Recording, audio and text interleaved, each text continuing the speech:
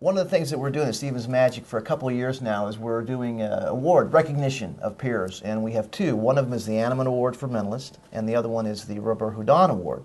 The first individual who won the Robert-Houdin Award last year, recipient, was Paul Romney, which we title him the hardest working man in magic. But the second recipient, I think, might also be equally as working hard, and that's Jeff McBride.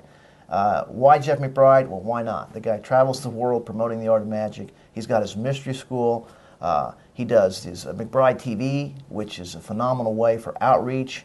The amount of time that guy has spent teaching and how consummate of a teacher he is just a great way to perpetuate the art. And I think, Joe, we were at, many years ago, I don't know if you remember this, because you had so many meetings, when we were in Lance Burton's dressing room, we were talking about who was going to do the entertainment. And I know Lance was emphatic about making sure Jeff was involved in that recognition and doing that work. And he did didn't he do a party for us? Well, we always had an opening night party for the Desert Magic Seminar. And Lance said, I'd like for you to use Jeff. He'll plan the party for you. I said, well, that's fine with me. So I got a hold of Jeff.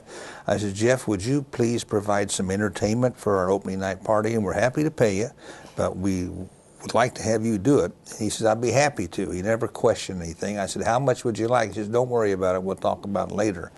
And I didn't worry about it. But what a party he threw that night. It was a hit. And in fact, Jeff's parties were always first class. He brought in entertainment from Las Vegas. He had jugglers. He had people on stilts. He had decorations. And the one party we had was a costume party.